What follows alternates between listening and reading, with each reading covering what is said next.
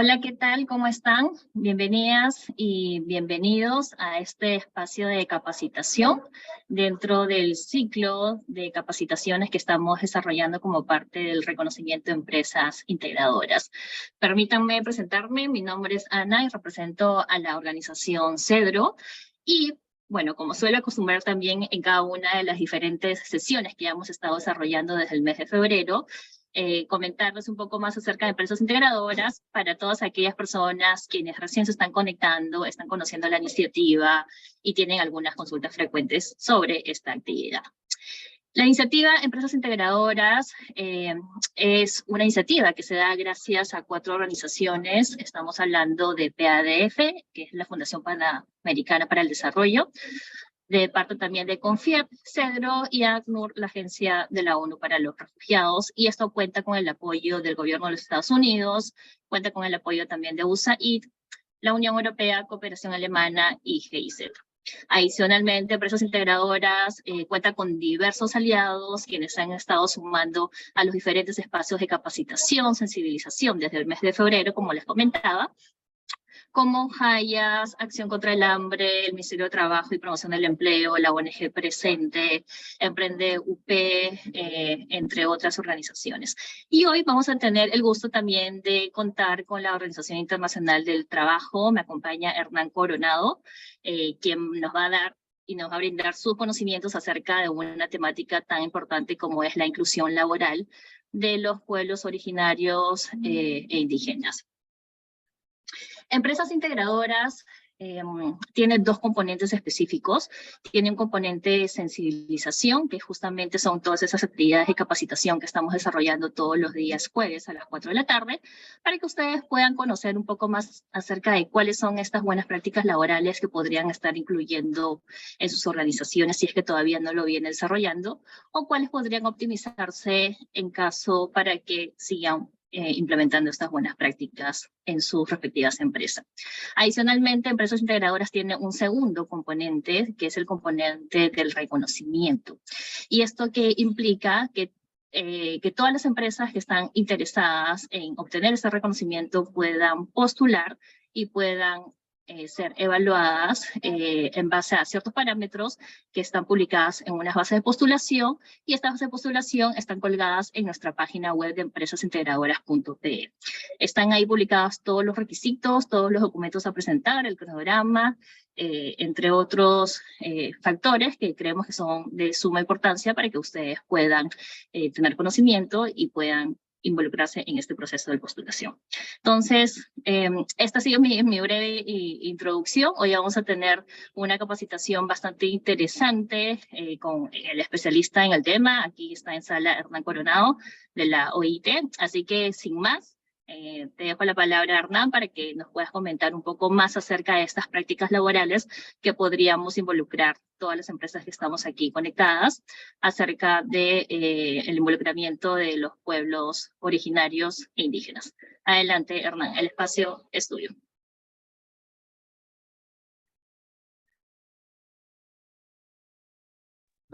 Muy buenas tardes, Ana. Muy buenas tardes a todos los que atienden esta sesión. Muchísimas gracias por la invitación. Como bien menciona Ana, yo tengo a cargo tratar los temas relativos a pueblos indígenas en la OIT. Estoy ubicado en la oficina de Bolivia, aunque ahora físicamente me encuentro en el Chaco boliviano, de misión, de hecho en una comunidad guaraní, con lo cual pido disculpas por si en algún momento la conexión no es la mejor.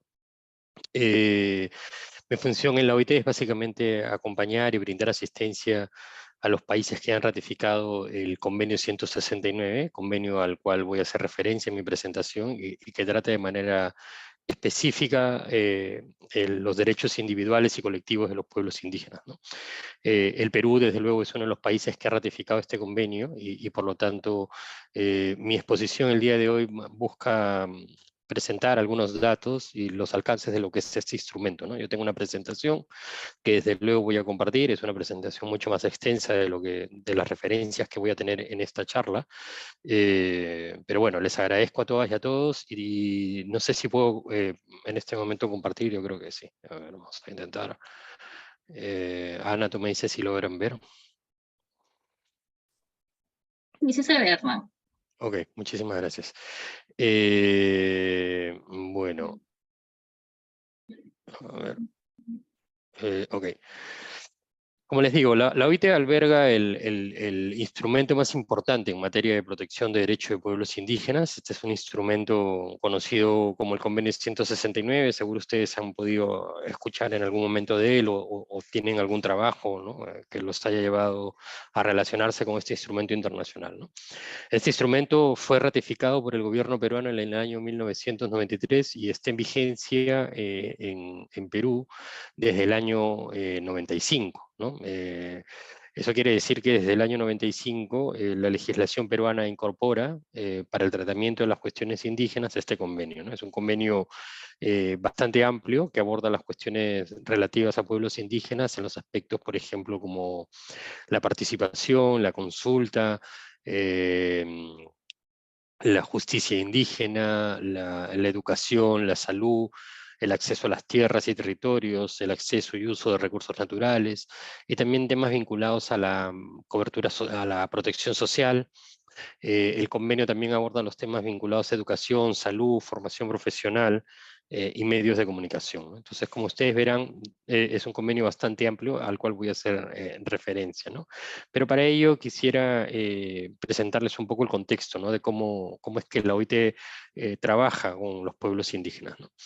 Muchas veces surge la pregunta de qué hace la Organización Internacional del Trabajo en los temas vinculados a un instrumento que protege derechos de pueblos indígenas que va más allá de lo que normalmente conocemos, abordan los temas vinculados al mundo del trabajo, ¿no? Y esto tiene un origen básicamente en el inicio de la creación de la OIT. La OIT es la agencia de Naciones Unidas más antigua, fue creada en 1919, incluso antes de Naciones Unidas, y tiene como característica principal que es una agencia de alcance de composición tripartita, es decir, no es una agencia que esté solamente compuesta por gobiernos, sino por el contrario, que aborda, que está compuesta, perdón, por, tanto por trabajadores como por empleadores, ¿no? Y esos tres actores, que son los constituyentes del OIT, a través de un mecanismo denominado diálogo social, lo que hacen periódicamente es adoptar instrumentos internacionales denominados convenios o recomendaciones, ¿no?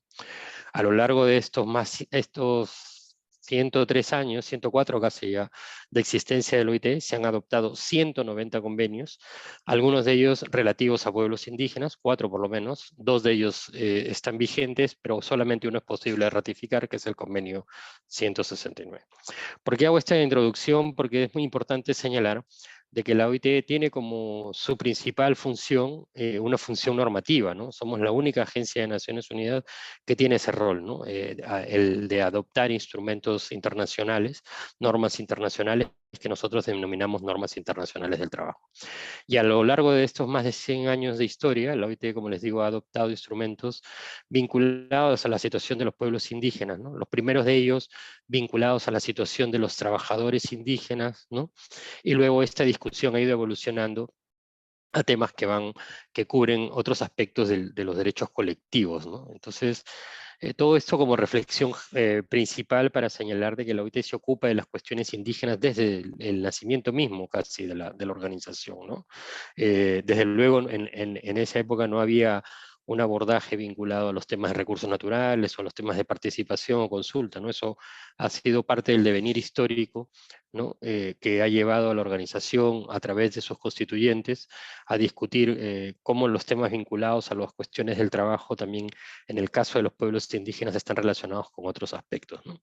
De hecho, no es menor la situación, y esto ya es un dato más histórico, que los temas vinculados a la situación de los indígenas en su momento, en la década de los 50, década en la que muchos países de América Latina tuvieron reformas agrarias, estos temas fueron tratados por los ministerios de trabajo, ¿no? De hecho, el caso de Perú, ¿no? El caso de Perú en ese momento se denominó el Ministerio de Trabajo y Asuntos Indígenas, ¿no?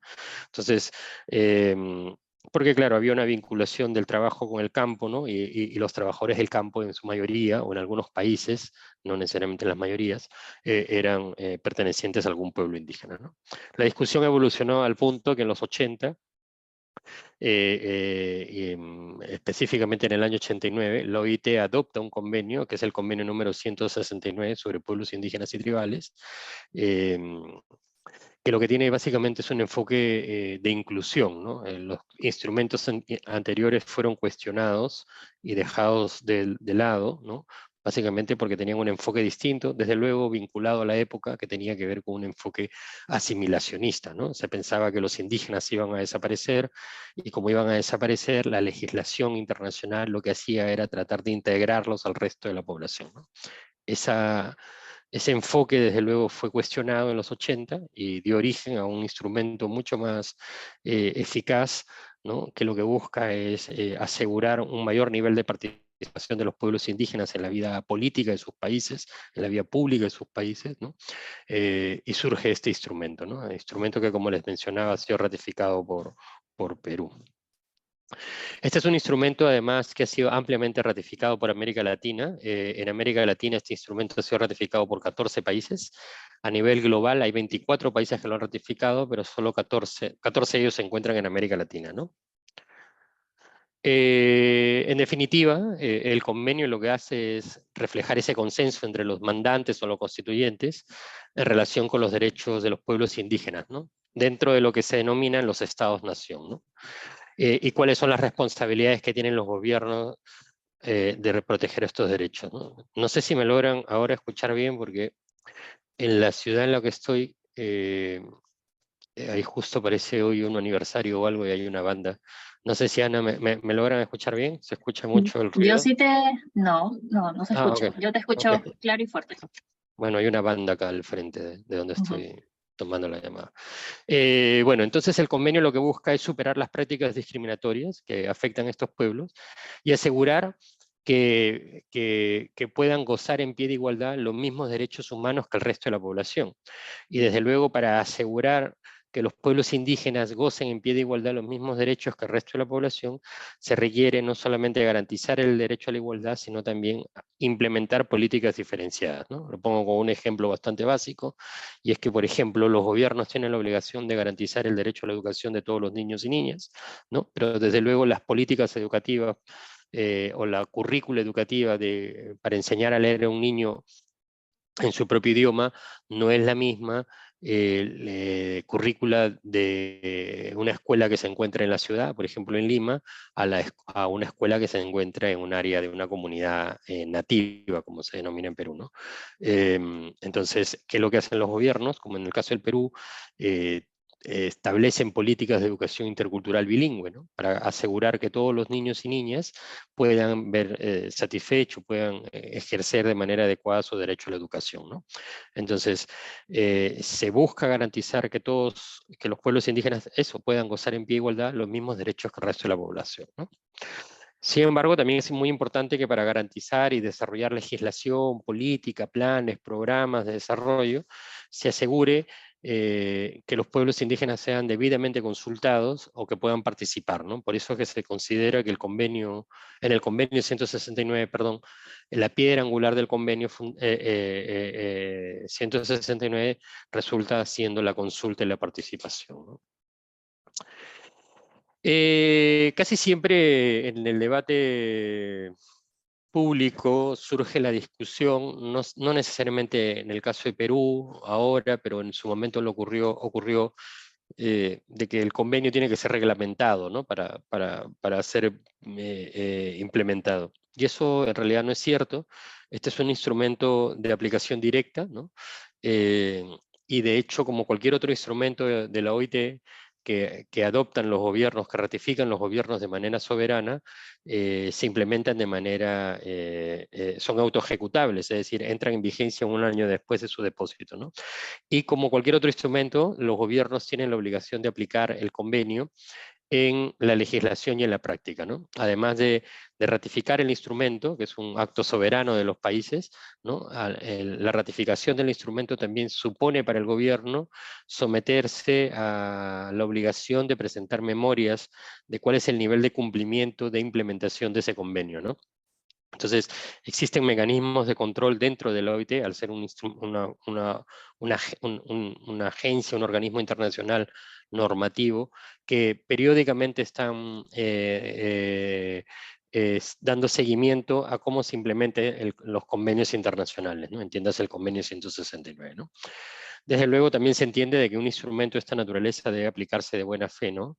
No solamente en la legislación y en la práctica, y asegurar, por lo tanto, que los pueblos indígenas sean debidamente consultados, ¿no?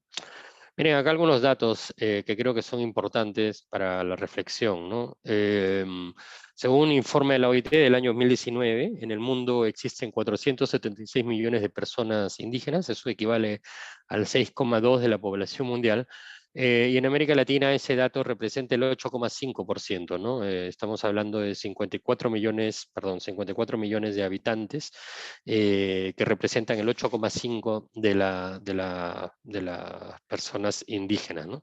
Entonces estamos hablando de que en América es más que toda la población de Colombia y de Bolivia, ¿no? Es un número importante. En los datos a hombre-mujer en realidad es casi, es muy similar, ¿no? 28% son mujeres y 26,9% son hombres, ¿no? Otro dato que creo que vale la pena, y estos datos van a ser importantes para la reflexión que tenemos a continuación, dice, aunque a nivel mundial la mayoría de los pueblos indígenas viven en zonas rurales, en América Latina y el Caribe se verifica que existe una transición hacia las zonas urbanas.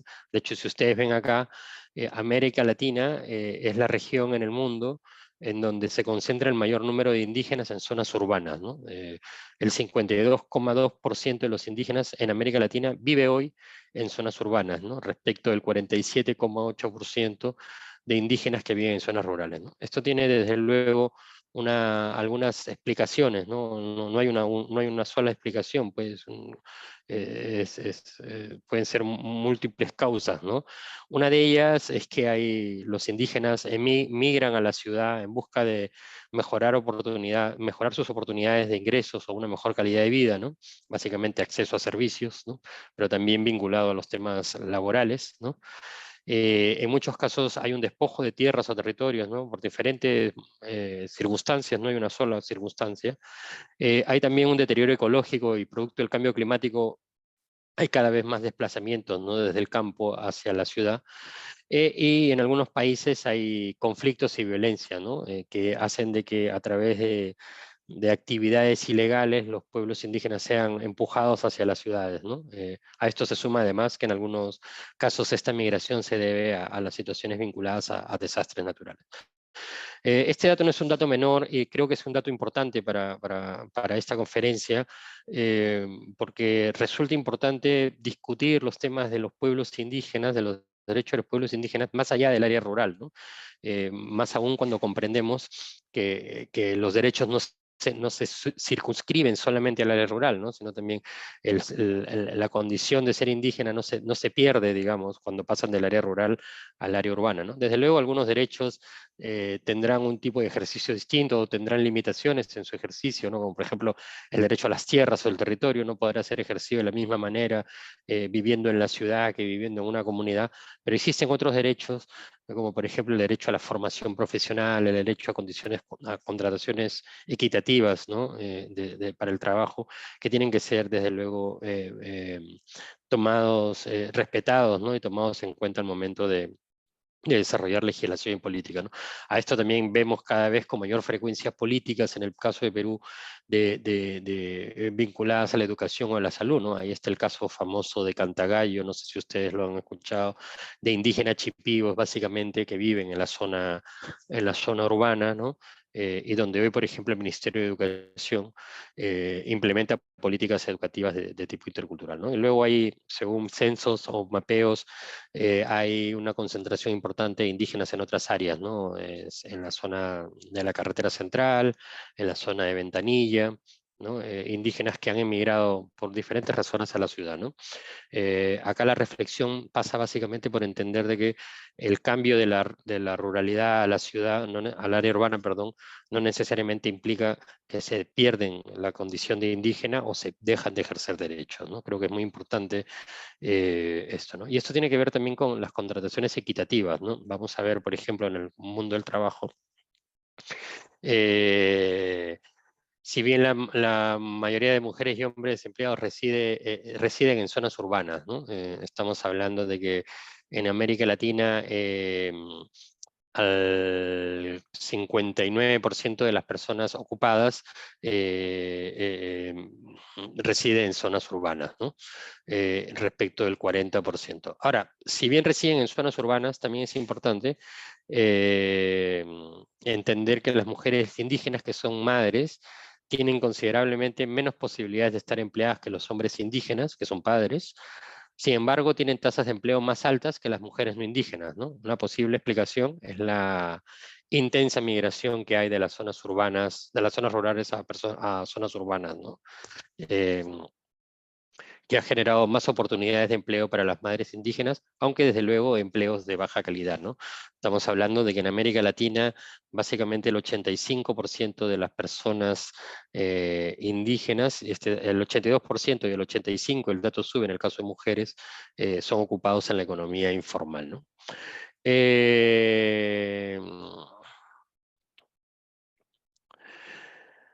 Desde luego podemos ver de que en muchos casos hay exposiciones a situaciones de exclusión social, económica, discriminación, explotación, violencia, acoso, ¿no? Violaciones de derechos, ¿no?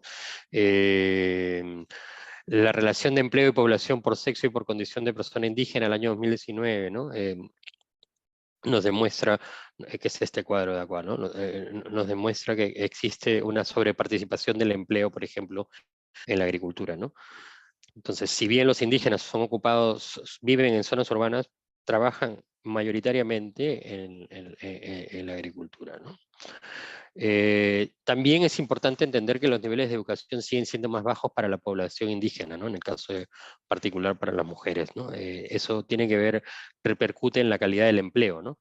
En el qué tipo de empleo realizan, en que muchos casos empleo que tiene que ver con empleo de baja calidad o incluso empleos de ocupación en la economía informal, ¿no? Eso puede explicarse desde luego por obstáculos financieros, físicos, ¿no? Que en muchos casos tienen que ver, por ejemplo, con largas distancias de acceso a las escuelas, ¿no? Esto ya les mencioné, lo de la paternidad, sí. Entonces, estamos frente a una situación en la que el cuadro no lo tengo acá, pero a nivel global tenemos la información, según este último estudio, que los indígenas mayoritariamente viven en países de renta media alta, ¿no? Y que solamente el 14%, perdón, de los indígenas a nivel global viven en países pobres, ¿no? Esto nos lleva a la siguiente discusión que tiene que ver con el tema de la distribución de los recursos, ¿no? O sea, no es un tema de falta de recursos, son países en general que son países de renta media alta, ¿no? Como por ejemplo el caso de Perú, ¿no? Que es un país de renta media. Entonces no es un problema de falta de recursos, sino es un tema básicamente de distribución de esos recursos, ¿no? De cómo se priorizan o cómo se implementan políticas, programas o proyectos de desarrollo con participación de pueblos indígenas que aseguren a que estos pueblos puedan mejorar sus condiciones de vida, ¿no? Incluyendo desde luego los aspectos económicos, ¿no?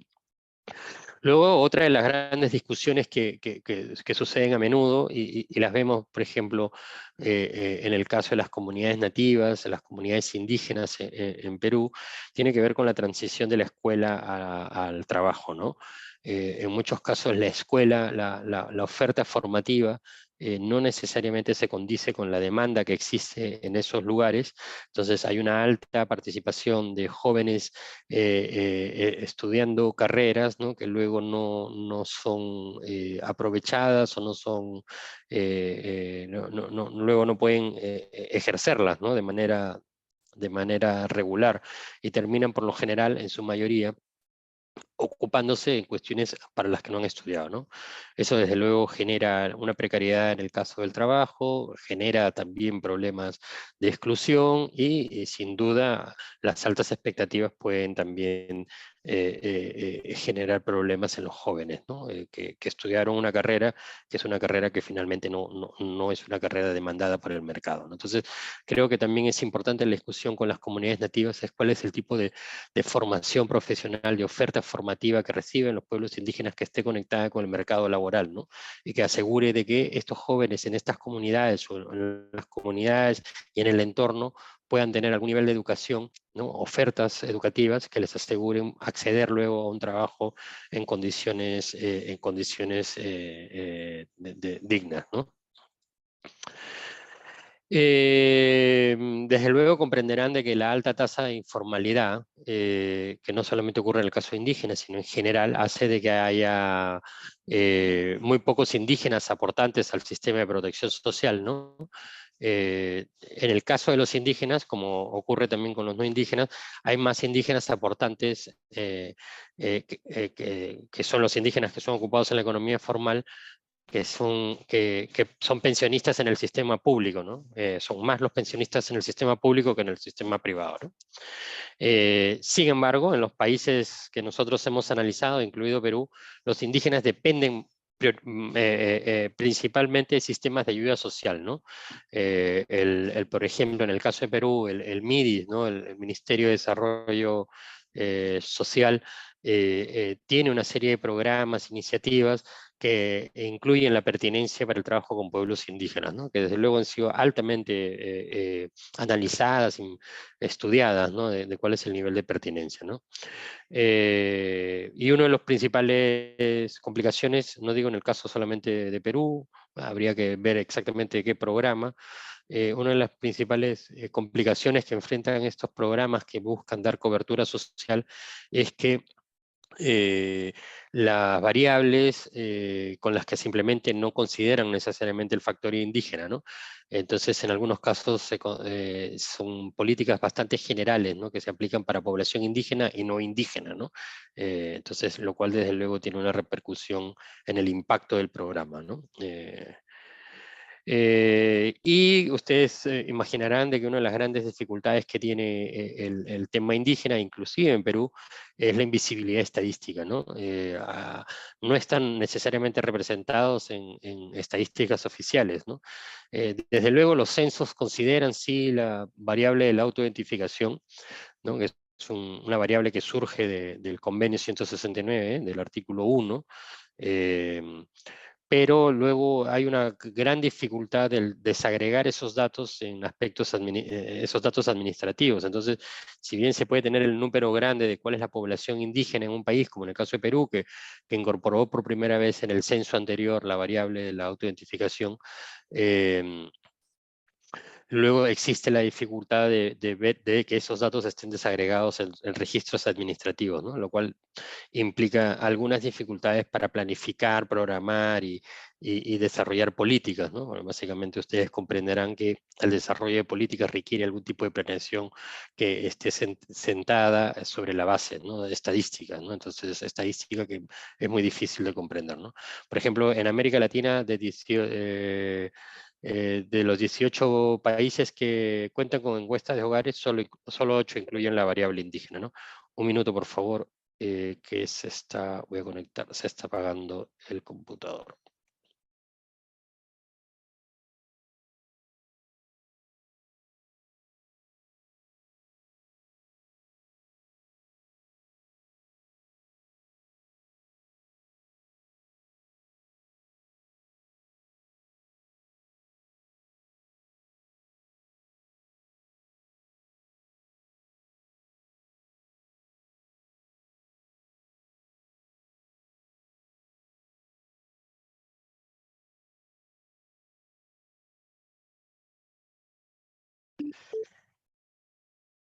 Eh, en los hogares indígenas hay un porcentaje menor de personas mayores y desde luego hay un número mayor en cuanto a menores dependientes, ¿no? Que en los hogares no indígenas. La población indígena es más joven, que la población indígena. Y un dato importante vinculado a los datos que hablábamos sobre la ruralidad, el área urbana, los jóvenes de menos de 24 años tienden a vivir en zonas rurales, ¿no? Es importante además definir que las personas en edad más productiva, entre los 25 y 64 años, tienden a vivir en zonas urbanas, ¿no? Este es un tema que seguro ustedes pueden visibilizar más fácilmente en el trabajo que tienen con comunidades nativas, ¿no? En muchos casos estas comunidades, si bien en el Perú tienen una legislación propia, las comunidades nativas, las comunidades campesinas. En el caso de las comunidades nativas no solamente se forman comunidades, sino también en algunos casos se forman anexos, ¿no? Algunos de estos anexos vinculados, por ejemplo, con algunas actividades económicas que se desarrollan en sus territorios, implica que mucha de esta población brinda servicios, por ejemplo, ¿no? A estas actividades. O son trabajadores o brindan servicios como terceros a estas actividades económicas, ¿no? Eso se puede ver fácilmente, por ejemplo, en las actividades en comunidades aledañas a proyectos extractivos, ¿no? de petróleo, minería, ¿no? Quizás menos en otro tipo de proyectos vinculados al uso de recursos, ¿no? Por ejemplo, a temas forestales, ¿no? Los indígenas son cotizantes y pensionistas en el sistema público. Hay más indígenas pensionistas en zonas rurales, hay más mujeres indígenas pensionistas que hombres, sin embargo, es más hombres indígenas que mujeres indígenas aportantes, ¿no? Y un tema central que está vinculado con la protección social, ¿no? Es uno de los temas que aborda de manera particular la OIT, de manera específica, ¿no? Con bastante especialidad, es que se verifica que poco más de la mitad de la población indígena en los países, incluido Perú analizado, gozan de algún tipo de aseguramiento en salud, ¿no? Este aseguramiento, en el caso que existe, es más alto entre las mujeres y básicamente en zonas urbanas, ¿no? En la población no indígena este aseguramiento es más alto, ¿no? Tanto en el segmento público como en los sistemas de seguridad privado, ¿no? Mientras tanto, el 75% de las personas no indígenas tiene acceso a servicios de salud, ¿no? Ese número se reduce al 56 en el caso de personas pertenecientes a algún pueblo indígena, ¿no?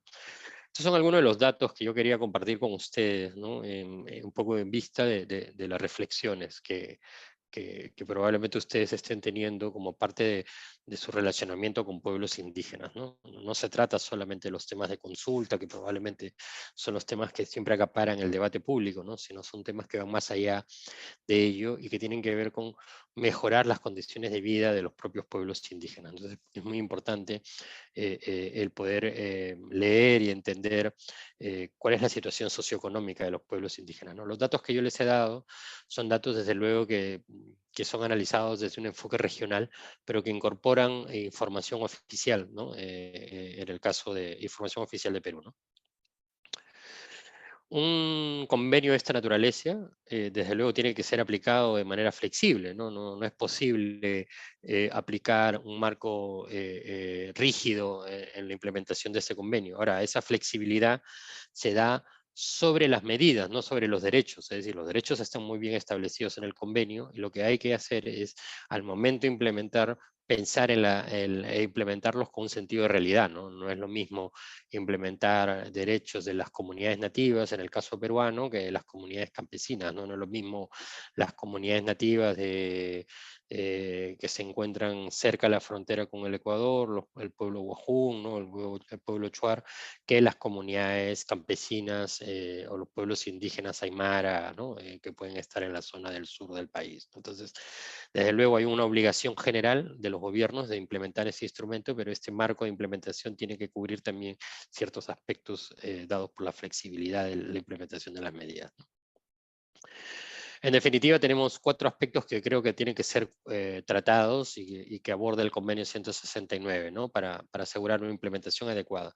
En el caso de las empresas, si bien las empresas no son un actor que tenga responsabilidad sobre el convenio 169, sí es un actor al que se le invoca a que use el convenio 169 como una guía para el buen relacionamiento, ¿no? Como una guía de debida diligencia, ¿no? Desde luego las obligaciones de implementación del convenio 169 son indelegables, son obligaciones gubernamentales. El sector privado puede ser un actor interesado, ¿no?, en determinadas decisiones con respecto a la implementación de ese instrumento, pero eso no lo convierte en una parte del proceso, ¿no? Es muy importante dar las responsabilidades, dejar sentadas las responsabilidades del lado del que corresponden, y ese lado está básicamente dado en el lado gubernamental, ¿no? Y los gobiernos, por lo tanto, tienen que cumplir, en términos a grosso modo, digamos, con estas 4 condiciones, ¿no?, características. Lo primero, tienen que tener una acción coordinada y sistemática que garantice coherencia entre las diferentes instituciones que tienen responsabilidades frente a los pueblos indígenas, ¿no? En el caso del Perú, por ejemplo, el Ministerio de Cultura es la entidad rectora en materia de pueblos indígenas, pero no tiene competencias en los temas de educación, salud, infraestructura, ¿no? Cada sector tiene sus propias competencias, pero es muy importante que existan mecanismos de coordinación institucionalizados que ayuden a que las diferentes instituciones de gobierno que se relaciona o trata, trata o relaciona con comunidades o pueblos indígenas tengan coherencia entre sí, ¿no? No solamente ese nivel de coordinación tiene que ver con un nivel de coordinación de buenas prácticas, sino tiene que ver con un nivel de coordinación institucionalizado, ¿no?, con reglas claras que ayuden a que los diferentes sectores, aún con competencias distintas, puedan implementar los derechos, ¿no?, con cierto marco de coherencia. Desde luego esto no es una tarea fácil, pero existen algunos esfuerzos, ¿no?, y algunos avances, incluido el Perú, ¿no?, para la coordinación interinstitucional y tratar los temas vinculados a pueblos indígenas, ¿no? El segundo punto es la creación de instituciones y mecanismos adecuados, desde luego con recursos necesarios que les permita cumplir con este fin. Es decir, que existan instituciones con capacidad técnica, capacidad humana, capacidad presupuestal que ayuden a implementar este instrumento, ¿no? Y que sean mecanismos institucionalizados, ¿no? O sea, no solamente mecanismos ad hoc, ¿no?, que se crean como resultado de un conflicto violento o como porque surge alguna cuestión particular, sino que tienen que ser mecanismos institucionalizadas que aseguren que se implementen políticas de manera eficaz, ¿no? El tercer elemento es que se deben elaborar medidas especiales para salvaguardar a las personas, instituciones, bienes, trabajos, cultura y medio ambiente de los pueblos indígenas, ¿no? Básicamente es el marco de referencia del Convenio 169, cómo asegurarnos de que los gobiernos respondan de manera cautelosa, ¿no?, y diligente al cuidado, por ejemplo, el derecho a la vida de las personas indígenas, al respeto de sus instituciones, al respeto de sus bienes, entendido como tierras o recursos, ¿no?, al respeto a sus derechos y formas de trabajo, a las culturas y desde luego al medio ambiente, ¿no? Y un último punto que sobre el cual seguro podríamos seguir discutiendo, tiene que ver con crear mecanismos institucionalizados que garanticen la consulta y la participación, ¿no? Eso tiene que ver con que existan mecanismos de consulta. Perú tiene una legislación de consulta, tiene mecanismos de gestión para la consulta, ¿no? Y así como Perú, existen otros países en la región que avanzan o discuten nuevos mecanismos institucionalizados de consulta, ¿no?, y de participación. Estos son un ejemplo, por ejemplo, de cómo se tratan los, ¿no?, en la región, perdón. Acá hay 6 países de la región, no están todos, ¿no?, de cómo tratan las cuestiones vinculadas a pueblos indígenas, ¿no?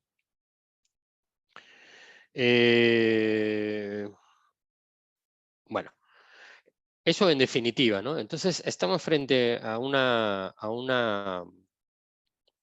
estamos frente a una realidad en la que se habla de 55 pueblos indígenas, entiendo, en Perú, ¿no?, que requiere un alto nivel de compromiso y dinamicidad de las instituciones públicas para poder atender la realidad ante esta alta diversidad, ¿no?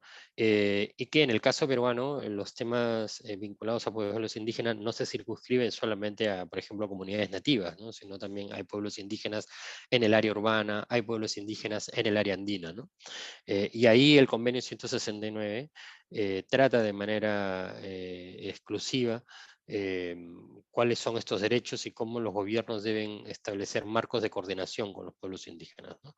Surgen otros temas que seguro son de interés también de este espacio, como los temas de formación profesional, de contratación equitativa, ¿no?, que están vinculados no solamente a este convenio, sino también a otros convenios de la OIT que lo que buscan es prevenir y luchar contra la discriminación, ¿no?, entendiendo que, por ejemplo, se debe avanzar en un marco de justicia en donde exista a igual trabajo, a igual salario, ¿no?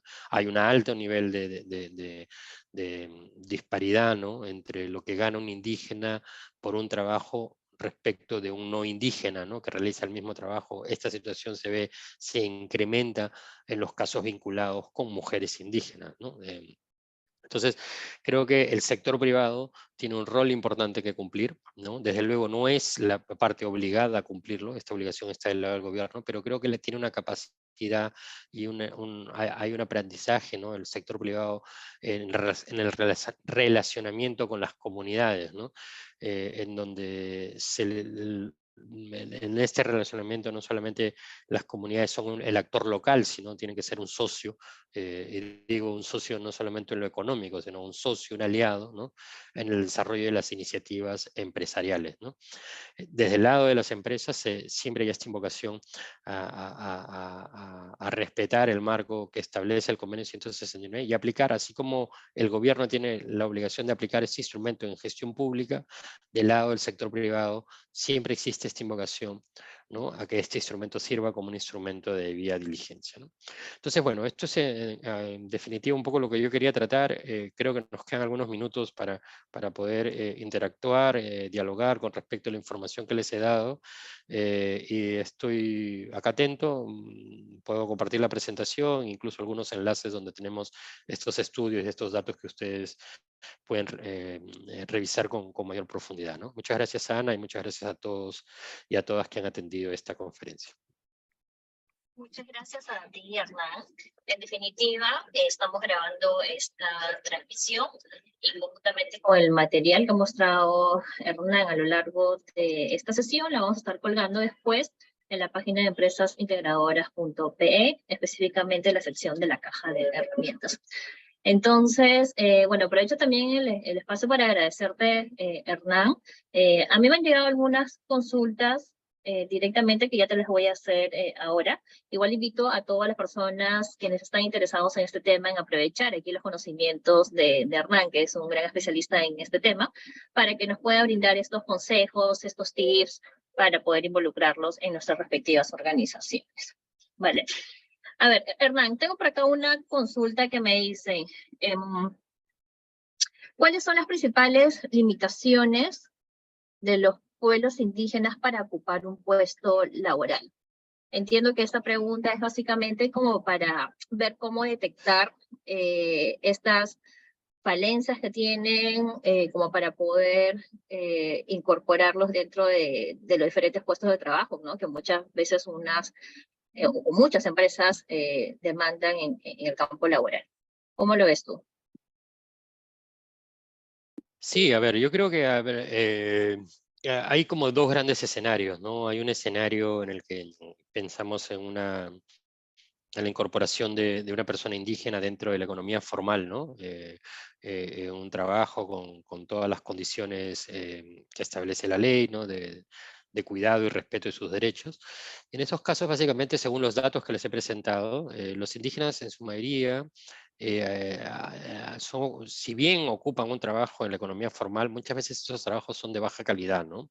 Y eso tiene como referencia principal el acceso a la educación que han tenido, ¿no? Entonces, los niveles educativos a los que han podido acceder, ¿no?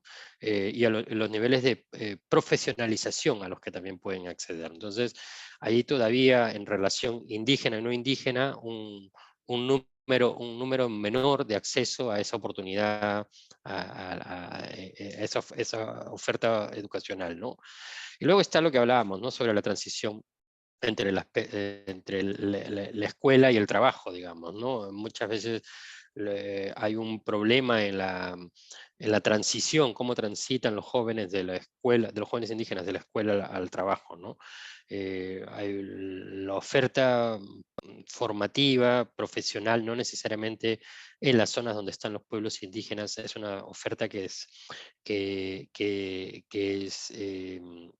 asegura que esté vinculado con el mercado del trabajo, es decir, con una demanda, ¿no?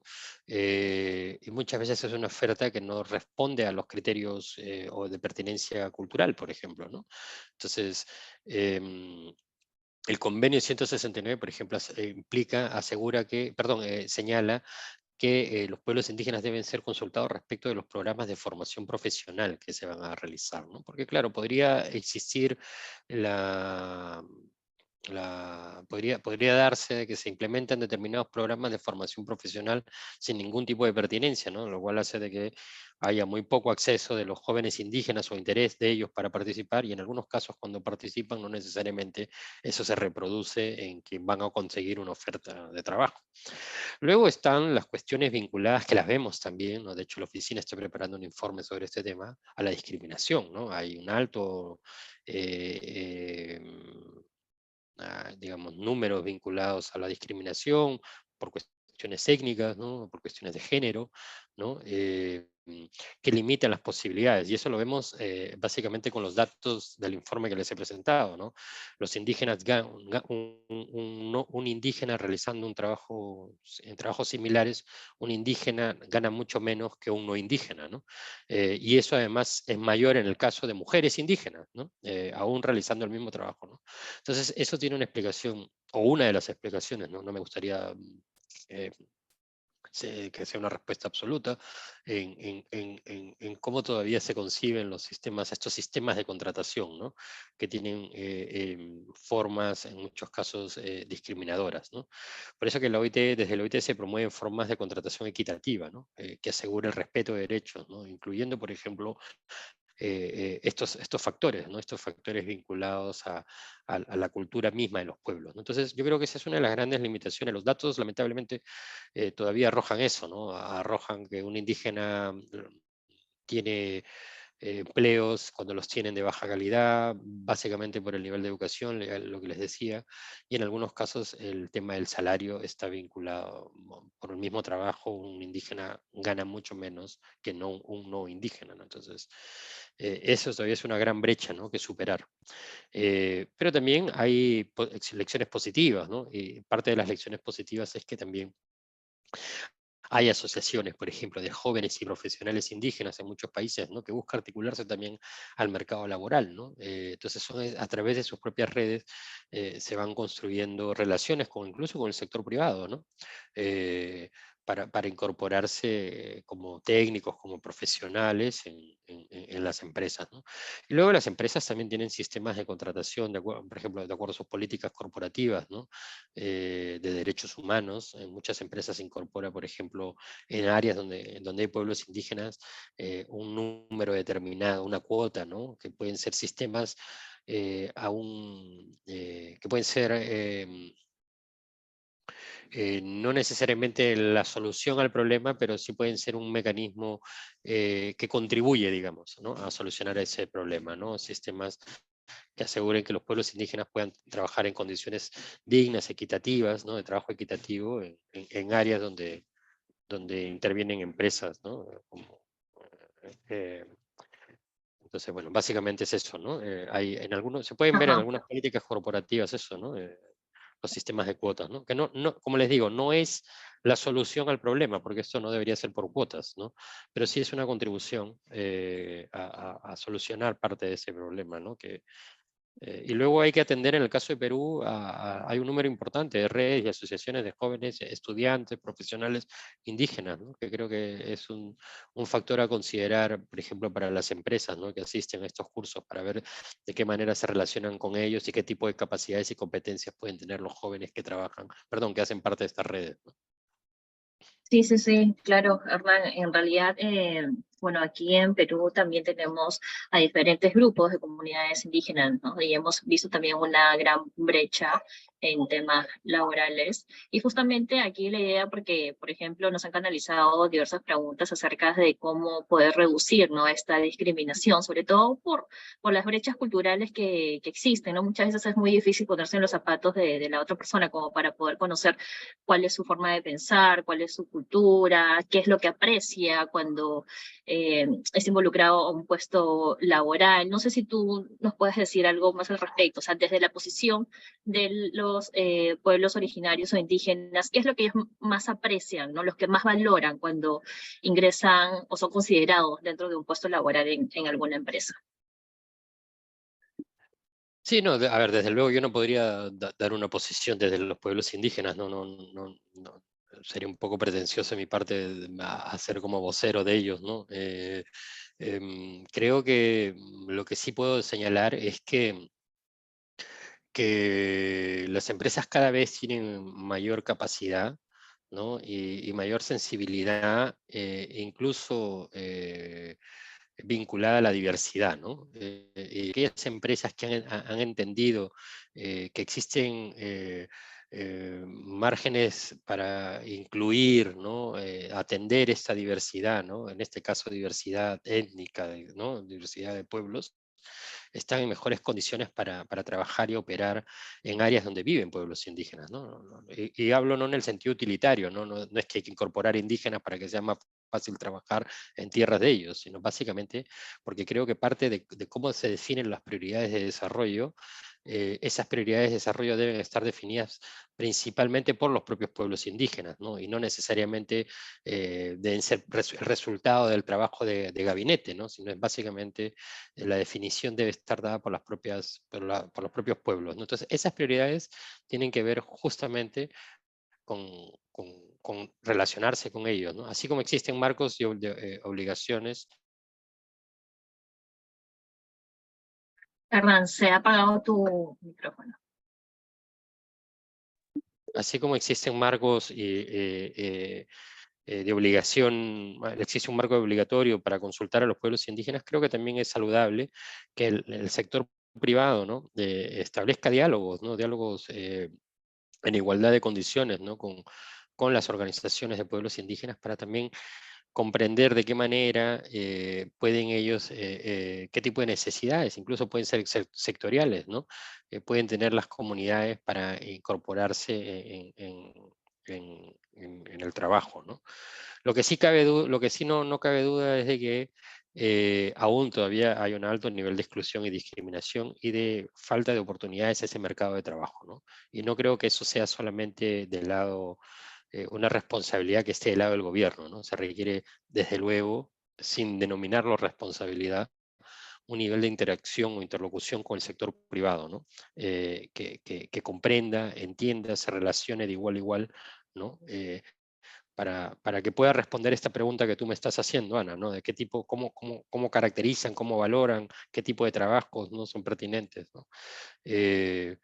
Y una vez más, insisto, ¿no? Creo que las organizaciones de pueblos indígenas, las asociaciones, hay varias asociaciones en Perú de jóvenes y profesionales indígenas, ¿no? Incluso en algunos casos eh,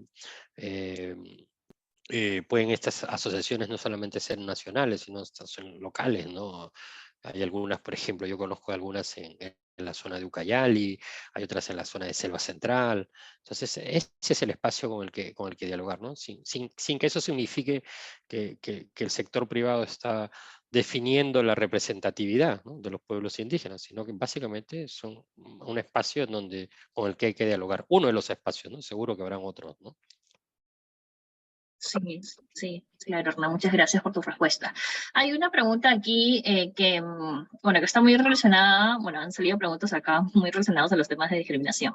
Me dice, ¿la OIT tiene algún modelo de esas cláusulas para las contrataciones seguras y sin discriminación para las comunidades nativas, indígenas?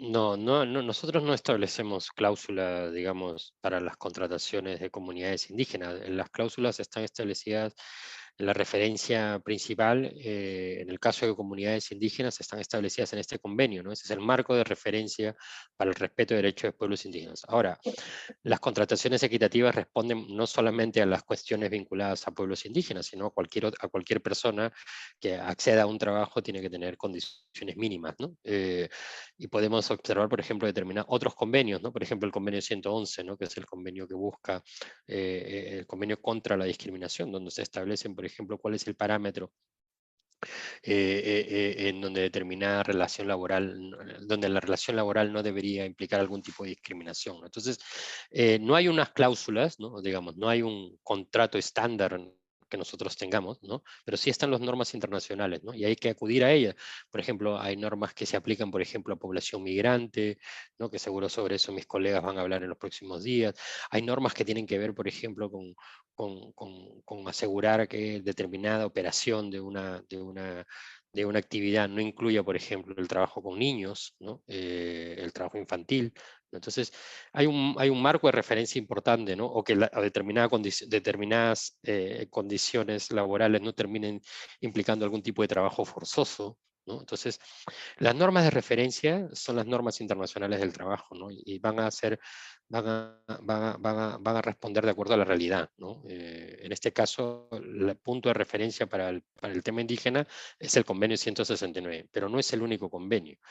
Sí, es el único que trata las cuestiones indígenas, pero hay otros tantos convenios que tratan las cuestiones vinculadas al trabajo forzoso, a la eliminación del trabajo infantil, a la edad mínima para el trabajo, a la seguridad y salud en el trabajo, ¿no? Entonces va a haber un marco de referencia muy amplio, ¿no? Pero bueno, Ujú. eso es un poco lo que les puedo decir, ¿no? Dale, muchas gracias, Hernán. Un poco también hablando sobre cláusulas, políticas internas. Por ejemplo, acá nos preguntan, ¿es importante que las políticas internas empresariales tengan una cláusula de contratación de personas descendientes o pertenecientes a comunidades nativas o indígenas? Va a depender, me imagino, no es que sea una obligación, ¿no? Pero, por ejemplo, en algunos casos se han determinado, por ejemplo, cuando se han desarrollado algún tipo de actividad económica, algún tipo de actividad en territorios o en zonas aledañas a pueblos indígenas, parte de los acuerdos que generan, no como la consulta, sino en el marco de este relacionamiento entre empresas y pueblos, ha sido, ustedes lo podrán ver, ¿no? Ha sido, por ejemplo, la contratación de personal de comunidades locales, ¿no? ¿No? Entonces, claro, ¿eso qué significa? Que a una persona indígena la van a poner a operar un camión, probablemente para que opere el camión necesitará primero tener algún tipo de formación para operar ese camión, ¿no? No por ser indígena y ese es el tipo de trabajo, tiene que ser contratado por el hecho de ser indígena, ¿no? Entonces, el tema tiene que ver no solamente con las cláusulas, ¿no? Sino que tiene que ver con una política más amplia, ¿no? De cómo incorporar a la población local, dándoles condiciones de trabajo digno, que tiene que ver no solamente con las condiciones del trabajo, sino con la formación, ¿no? En algunos casos, por ejemplo, hay experiencias, no solamente en Perú, donde en muchas comunidades terminan recibiendo cursos de formación para operar determinado tipo de máquinas, por ejemplo, ¿no? Que requieren un nivel de especialización en el tiempo, no por ser indígena la opera, digamos, ¿no? Entonces, lo que sí creo que es importante en el relacionamiento del sector privado con las comunidades del lugar, las comunidades locales y en este caso con comunidades indígenas, es que el trabajo que realicen sea un trabajo de calidad, ¿no? O sea, no solamente porque hay que cubrir la cuota de indígenas en el área, ¿no? Les asignamos determinados puestos, ¿no?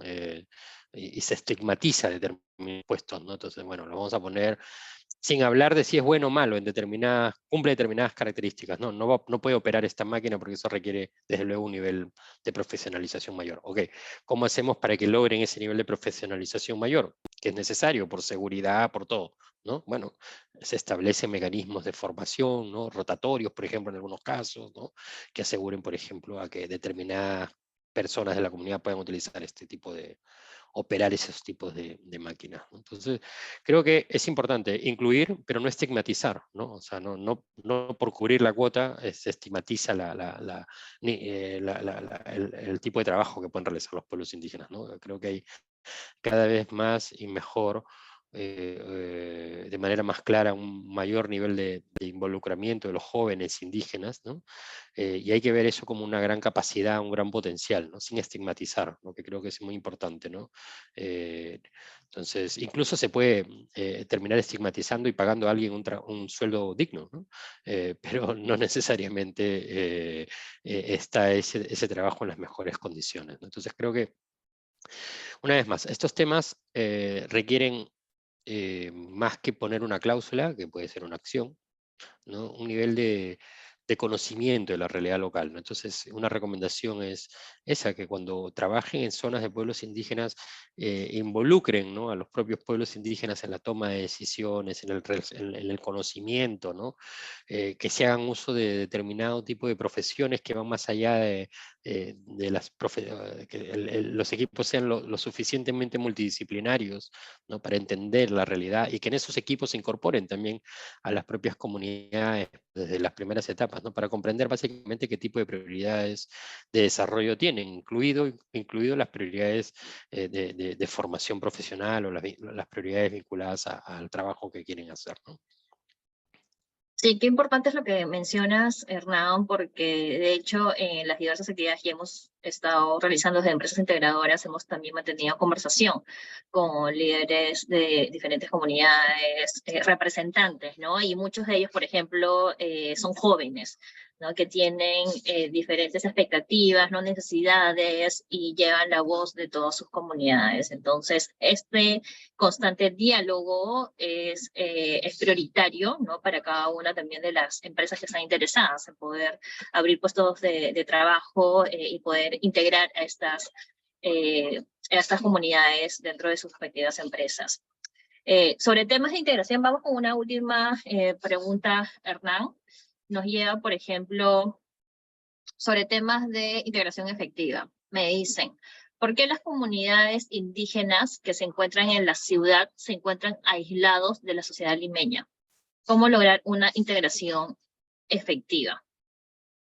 Bueno, tomando en consideración que aquí en Lima capital, en Perú somos un país bastante centralizado y existen diferentes comunidades indígenas que hemos visto que sobre todo están en las periferias. Entonces, hay un proceso sí largo de poder integrarlos, o sea, desde el sector privado, desde el sector público, desde el sector civil también, sin fines de lucro, entre otros. Pero desde tu punto de vista, ¿cómo consideras o cómo se podría lograr esta integración efectiva?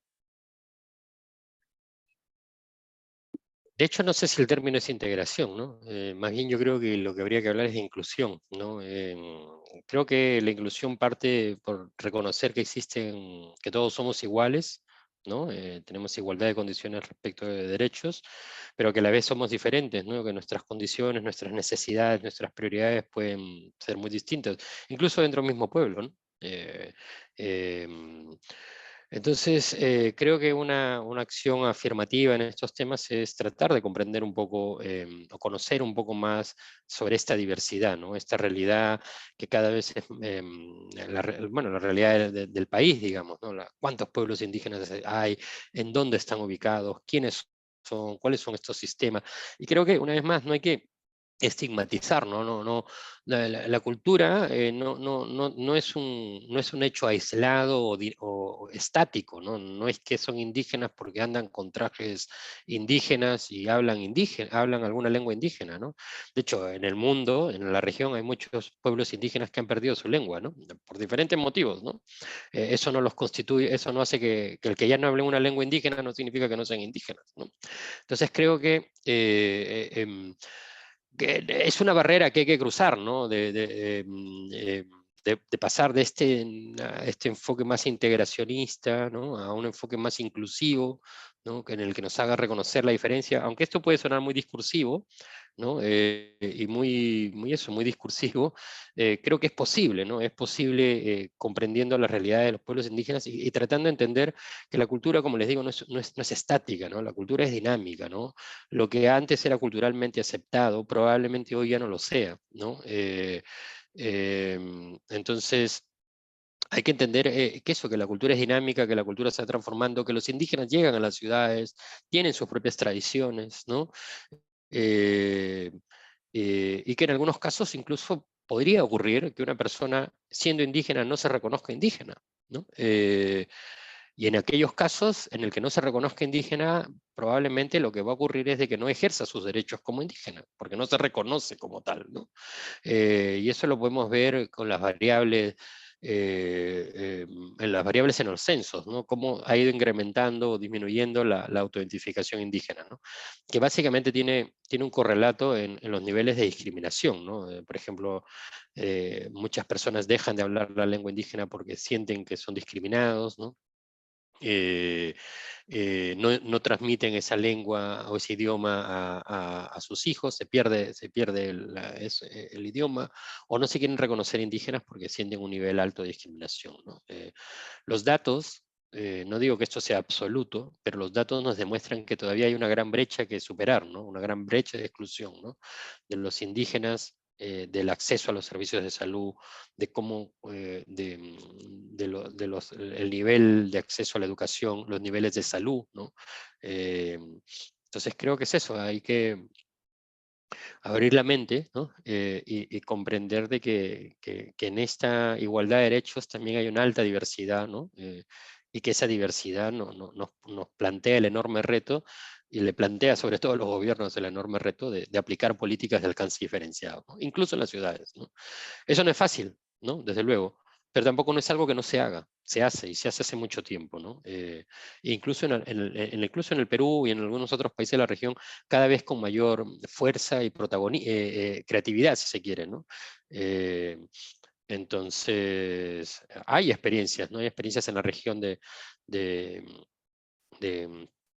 de políticas, por ejemplo, vinculadas a la formación profesional para indígenas, ¿no? La OIT tiene programas, por ejemplo, vinculados que apoyan la formación profesional de indígenas en otros países, ¿no? Entonces, no veo que esto no pueda ser posible también en Perú, ¿no? Perfecto, muchas gracias, Hernán, por tus respuestas. En realidad nos ha llegado, he visto bastantes preguntas parecidas, aquí te las hemos hecho en vivo. Espero que todos estos aportes nos sirvan a cada una de las empresas conectadas el día de hoy y quienes van a ver la respectiva grabación para poder seguir involucrando estas políticas, esta apertura al diálogo con diferentes comunidades y para que puedan ser insertadas en el mercado laboral, ¿no? Aprovechando también el expertise que tiene, las potencialidades, los talentos, entre otros factores. De todas maneras, como parte de empresas integradoras, vamos a seguir con estas capacitaciones de sensibilización, ¿no? Sobre el por qué y cómo involucrar a las poblaciones en condición de vulnerabilidad en nuestras respectivas empresas. Entonces, los invitamos a seguir las transmisiones en vivo que estamos desarrollando todos los días jueves a las 4 de la tarde, y la próxima semana vamos a ver el tema de inclusión laboral de las comunidades afrodescendientes. Y posteriormente las subsiguientes sobre mujeres, y vamos a tener también la participación de la OIT hacia el mes de mayo con otras temáticas súper interesantes.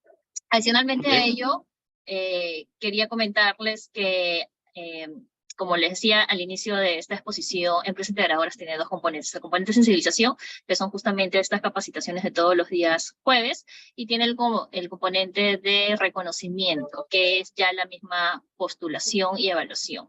Entonces, actualmente nos encontramos en la fase de recepción de las respectivas declaratorias de interés. Entonces, yo los invito a poder revisar la página de empresasintegradoras.p. Voy a aprovechar que tengo aquí abierta mi pantalla. No sé si se puede apreciar. Me parece que sí, ¿no? Ya. Tenemos la página de empresas integradoras. Los invitamos a todos a poder sumarse a esta iniciativa. Aquí van a poder encontrar los requisitos para postular, el cronograma, donde, como les comentaba, tenemos abierta la fase de declaración de interés de las empresas. Luego viene la parte de postulación, que es la entrega de unos anexos, la evaluación y finalmente el evento de reconocimiento.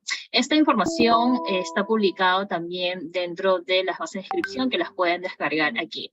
De todas maneras, en paralelo, los días viernes de este mes de abril estamos desarrollando unas capacitaciones a través de, a través del Zoom y también a través de transmisiones en vivo en la página de Facebook de la Confirm. Entonces, los invitamos a todos a poder conectarse y a poder aprovechar esos espacios para poder resolver sus consultas frecuentes y poder escuchar también acerca de cómo postular, cómo llenar tal documento, entre otros aspectos.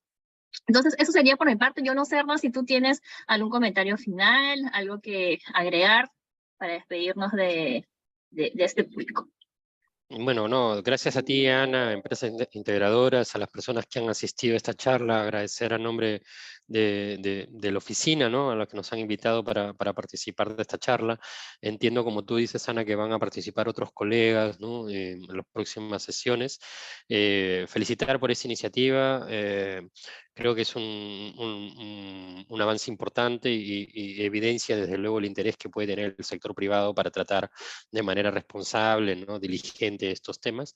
Estamos atentos como OIT. Acuérdense de lo que ya les decía, la OIT es una agencia, la única agencia especializada de Naciones Unidas que tiene esta composición tripartita. La CONFIEP hace parte de los constituyentes de la OIT, y desde luego como oficina siempre estaremos atentos a poder contribuir en el trabajo que realicen nuestros constituyentes, el gobierno desde luego también, ¿no? Y las centrales sindicales. Entonces, muchísimas gracias a todas y a todos. Voy a compartir contigo, Ana, los documentos para que tú puedas disponer de ellos con las personas que han asistido, ¿no? Listo, muchas gracias, Hernán, también por tu tiempo, por tu disposición y a todas las personas asistentes el día de hoy. Nos estamos viendo y hasta el próximo jueves. Un abrazo.